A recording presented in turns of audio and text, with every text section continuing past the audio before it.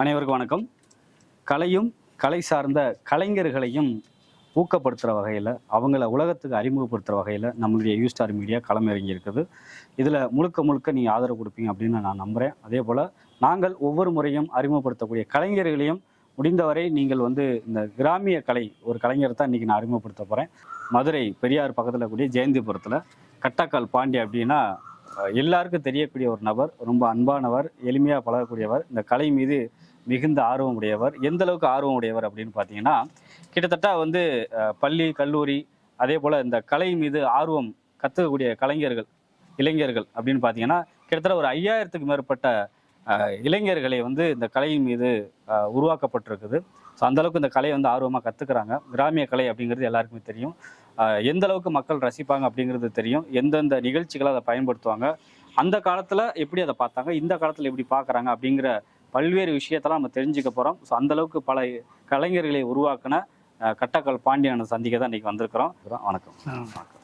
கட்டக்கால் பாண்டி அப்படின்னு அந்த உருவாகிற அந்த வருஷம் எப்போ, எந்த வருஷத்தில் எந்த வயசில் உருவாச்சு? 10 வயசு, அதாவது 6 வயசில் பழக ஆரம்பித்தேன். ஆனால் 8 வயசுலேருந்து ஆட ஆரம்பிச்சிருக்கேன். இப்போ 10 வயசுக்கு மேலே தான் தெரிஞ்சு, ஓரளவுக்கு லைட்டாக தெரிஞ்சு. அப்புறம் ஒரு 15-18 வயசுக்கு அப்புறம் தான் கட்டக்கால் ஆரம்பி நம்மளை ஒரு நல்ல ஒரு ஃபுல்லாக தெரிஞ்சு. ஆமாம், ஃபுல்லாக. உங்களுக்கு குரு யார்? எனக்கு குரு கிராமிய எங்கள் ஆசான் மோகனையா கலைமாமணி. அவங்களும் கட்டக்கால். ஆமாம் ஆமாம். இப்போ எத்தனை ஆண்டுகள் இப்போ கட்டக்கால் ஆடிட்டு இருக்கீங்க? இப்போ நான் 42 வயசு ஆகுது எனக்கு. 42 ஆண்டுகளாக ஆடிட்டு இருக்கேன். 5000 கலைஞர்கள் உருவாக்கப்பட்டிருக்கு அப்படின்னு சொல்லுவாங்க. ஆமா, எல்லா மாவட்ட சேர்த்து மாணவர்கள், எல்லா மாவட்டம், தமிழகம் முழுவதும். ஆமா, தமிழகம் முழுவதும். இந்த மரக்கால் ஆட்டத்திலேயே காளி ஆடுறது, மரக்கால் ஆட்டத்திலே குதிரை ஆடுறது, மரக்கால் ஆட்டத்திலே மயில் ஆடுறது, மாடு ஆடுறது, காவடி ஆடுறது, புலி ஆடுறது, இந்த மாதிரி வெட்டியா பண்ணலாம். கட்டக்காலிலே இவ்வளவு வெரைட்டி இருக்கு. ஆமா, இவ்வளவு வெரைட்டி. வித்தியாசமா பண்ணணும்னா வித்தியாசம் மக்கள் ரசிக்கணும் அப்படிங்கிறதுக்காக கொஞ்சம் வித்தியாசமா பண்ணுங்க அப்படி சொல்லும்போது இந்த மாதிரி பண்ணலாம். ஆனா உங்களுக்கு அடையாளங்கிறது கட்டக்கால் தான். ஆமா, மரக்கால் ஆட்டம் தான். அந்த ஆட்டத்துல தான் இந்த மயிலாட்டம். ஆமா, உடனே பழக முடியாது. முதல் சின்ன 1/2 அடி கட்டை பழகிட்டு தான், அப்புறம் 1.5 அடி கட்டை, அப்புறம் 2 அடி கட்டை, அப்புறம் 3 அடி, அப்புறம் 4, அப்புறம் 5 அடி, அப்புறம் 6 அது வரைக்கும். இப்ப எத்தனை அடி வரைக்கும் ஆடுறீங்க? இப்ப நாங்க 6 அடி வரைக்கும். 6 அடி வரைக்கும். இப்ப 6 அடிங்கும் போது அது பயம் இருக்காதா? என்ன ஸ்லிப்பாகி கீழே அது பழகி பழக்கமானதுனால இப்ப நாங்க ஆடிடுவோம். இப்ப குறைந்தபட்சம் பழக்கலன்னா ஆட முடியாது. கண்டிப்பா ஆட முடியாது. சின்ன கட்டை தான் முத 1/2 அடி கட்டை. அதுவும் பிடிச்சி தான் பழக முடியும். முதல்ல இந்த செவத்தை, ஆமா, அது இந்த 2 கையை பிடிச்சி தான் முதல் நடக்கலாம். அப்புறம் ஒத்த கையை பிடிச்சி, அப்புறம் ஒத்த கையை விட்டுட்டு ஆடுறது. படிப்படியாக தான் இந்த மயிலாட்டம், குதிரை ஆட்டம் இது மாதிரி கிடையாது. கட்டக்கால் ரொம்ப சூதானமா அதுனா ஒண்ணும் பிரச்சனை, அது மேல போட்டுட்டு அதை ஆடிக்கலாம். ஆனா கட்டக்கால் ஆடுவாங்க, தரக்கால்லயும் ஆடலாம். அந்த மரக்கால் ஆட்டம் கட்டி கொஞ்சம் ஆடுறது மாசா இருக்கும், பாக்குறதுக்கு நல்லா இருக்கும், மக்கள் விரும்புவாங்க. ரொம்ப இவ்வளவு கஷ்டப்பட்டு ஆடுறாங்க அப்படின்னு. இப்போ உங்க காலகட்டத்துல நீங்க ஆரம்பத்துல கத்துக்கிட்டீங்கல்ல, அப்ப ஆடும்போது மக்கள் எப்படி ரசிச்சாங்க, எந்த அளவுக்கு வரவேற்பு? மக்கள் சரியான கூட்டமா இருந்துச்சு. நல்ல கவர்மெண்ட் நிகழ்ச்சி அது இதுன்னு நல்லா ஓடிச்சு. இப்போ கொஞ்சம் குறைஞ்சிக்கிட்டே வருது. காரணம் என்னன்னு தெரியல. இந்த சினிமா, டிவி, இப்போ இந்த டிவி நெட்டு வந்தனால குறைஞ்சிருச்சா என்னன்னு தெரியல. ஆனா இன்னமும் நிறைய கலைஞர்கள், இளைஞர்கள் இதை கத்துக்கணும்னு ஆர்வப்படுறாங்களா? நார்மலா ஒரு சில பேர் தான் வர்றாங்க. இது எல்லாருமே முன்னாடி இருந்த ஆர்வம் இப்ப கிடையாது. அவ்வளவு கொஞ்சம் கொஞ்சமா கலைகள் அழியக்கூடாது. இந்த கலையை அழியக்கூடாது. நம்ம மண்ணோட கலை. உங்க குடும்பத்துல எத்தனை பேர் இருக்கீங்க? எங்க குடும்பத்துல 4 பேர் இருக்கோம். யாரு உங்களுக்கு? நானு, என் வீட்டுக்காரம்மா, அவங்க பையன், பொண்ணு. இந்த கலைக்கு வரும்போது உங்களுடைய திருமணத்துக்கு முன்னாடி நீங்க இந்த கலையை ஆடும்போது பெருசா யாரும் சொல்லியிருக்க மாட்டாங்க. பொண்ணு கேட்கும் போதெல்லாம், கல்யாணம் பண்ணும் போதெல்லாம் இந்த சொல்லியே நான் கல்யாணம் சொல்லிதான் கல்யாணம் சொல்லி நான் இந்த மாதிரி டான்ஸ் ஆடுவேன், உங்களுக்கு சம்மதம் இருந்தா உங்க பொண்ணை கொடுங்க. நான் இத்தனைக்கு எங்க அப்பாவோட தங்கச்சி. உங்களுக்கு வந்த மனைவி ஆரம்பத்துல என்ன சொன்னாங்க? ஒத்துக்கிட்டாங்களா? ஒத்துக்கிட்டாங்க. அதெல்லாம் ஒன்றும் ஒத்துக்கிட்டாங்க. இந்த கட்ட மரக்கால் ஆட்டம் தான் ஆடப்போறோம். அந்த மாதிரி தான் டான்ஸ் பண்ண தெரியும், உங்களுக்கு தெரியும். இப்ப இன்னமும் அந்த அன்பு, அந்த பரிமாற்றம் இருக்கு. அதெல்லாம் இருக்கு, ஒன்றும் பிரச்சனை கிடையாது. என்கரேஜ் பண்ணுவாங்க, நல்லா என்கரேஜ் பண்றாங்க.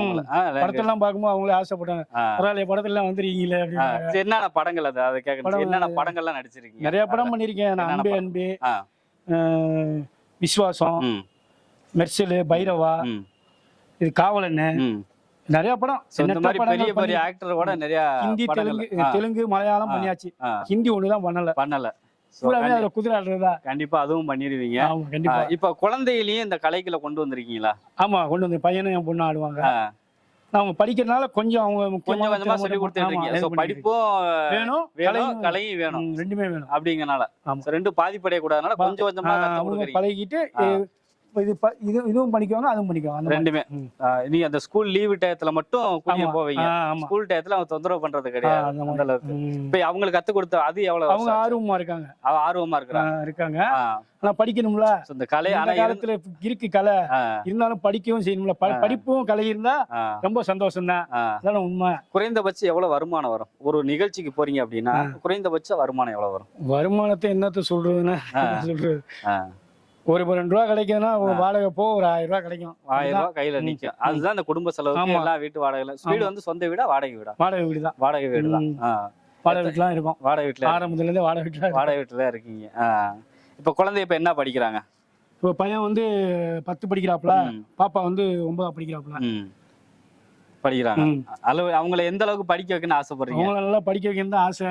என்னவா படிக்க வைக்கலாம் ஆசைப்படுறீங்க? வசதி அவங்கள டாக்டர் ஆக்கணும், ஒருத்தவங்கள இன்ஜினியர் ஆக்கணும் தான் ஆசைப்படுறீங்க. வசதி வாய்ப்பு இல்ல. வசதி வாய்ப்பு நம்ம அதுக்கு நாம இருந்துக்க வேண்டியது. ஆனா இந்த கலையை பண்ற அளவுக்கு எனக்கு ரொம்ப திருப்தியா இருக்கு அப்படின்னு நினைக்கிறேன். ஆமா, ஊருக்காக ஆடும் கலைஞர் தன்னை மறப்பான்னு சொல்லும்போது அந்த ஒரு இது சூப்பர். அருமையான வாசகம். இப்ப இதுக்குன்னு செலவு பண்ணிருப்பீங்க. எவ்வளவு செலவு பண்ணிருப்பீங்க இந்த பொருள் வாங்குறதுக்கெல்லாம்? மயில், குதிரை, இந்த காவடி, இந்த பொம்மைகள், இந்த கிராமிய பொருட்கள் வாங்குறதுக்கு எவ்வளவு செலவு பண்ணிருப்பீங்க? ஒரு சார் 1 லட்சம் ரூபா. 1 லட்சம் ரூபா. இந்த 1 லட்சத்தை நம்ம திருப்பி எடுக்கணும், நிகழ்ச்சி பண்ணி எடுக்கணும். எத்தனை நிகழ்ச்சி பண்ண அந்த 1 லட்சம் ரூபா நமக்கு கிடைக்கும்? ஒரு 2 வருஷம் இல்ல 3 வருஷம். இந்த 1 லட்சம் ரூபா எடுக்கிறதுக்கு இதுக்கு அப்புறம் தான் நம்மளுக்கு முதலே எடுக்க முடியும். உண்மை அதானே. எந்த மாதிரி நிகழ்ச்சிக்கு கூப்பிடுறாங்க? இப்ப வந்து நம்ம இது கல்யாணம், காது குத்து, சடங்கு, மாப்பிள்ளை வரவேற்பு, கடை திறப்புலா, கோயில் திருவிழா, வீடு பால் காய்ச்சறது, பிறந்த நாள், இதுல பூரா கூப்பிடுவாங்க. 6 மாசம் வேலை இருக்கும், 6 மாசம் வேலை இருக்காது. அந்த 6 மாசத்துல 100 நாள் தான் வேலை இருக்கும். அந்த 100 நாளே 50 நாள் வேலை தான் நமக்கு மீதி. இந்த 6 மாசம் என்ன பண்ணுவீங்க? 6 மாசம் என்ன செய்ய, இந்த பொருளை பராமரிக்கிறது, சின்ன சின்ன வேலையை பாக்குறது, ரெடி பண்ணி வைக்கிறது, காலேஜ்ல எல்லாம் கேட்டா போய் சொல்லி கொடுக்கறது, இந்த மாதிரி தான் பண்ணிக்கிறோம். நீங்க வந்து மாணவர்களுக்கு ஸ்கூல் காலேஜ் போய் பயிற்சி சொல்லி கொடுக்குறீங்க. ஆண்களும் பழகுறாங்க, பெண்களும் பழகுறாங்க. ஆனா வெளியே வர மாட்டாங்க. அவங்க காலேஜுக்கு கல்ச்சுரல் ப்ரோக்ராமுக்கு மட்டும் அவங்க நிகழ்ச்சிக்கு மட்டும் பண்ணிக்கிறாங்க. அந்த மாதிரி பண்ணிக்கிறாங்க. நாங்க சொல்லி கொடுக்க பிள்ளைகளுக்கும் சொல்லி கொடுப்போம். எங்க இருந்தா போய் சொல்லி கொடுத்துருவீங்களா? ஆமா, எங்கனாலும் சரி. நான் எங்கனாலும் போய் சொல்லி கொடுப்பேன். இல்ல எல்லா மாவட்டம் போயிருக்கோம். எல்லாமே நிறைய மாவட்டம் போயிருக்கோம்.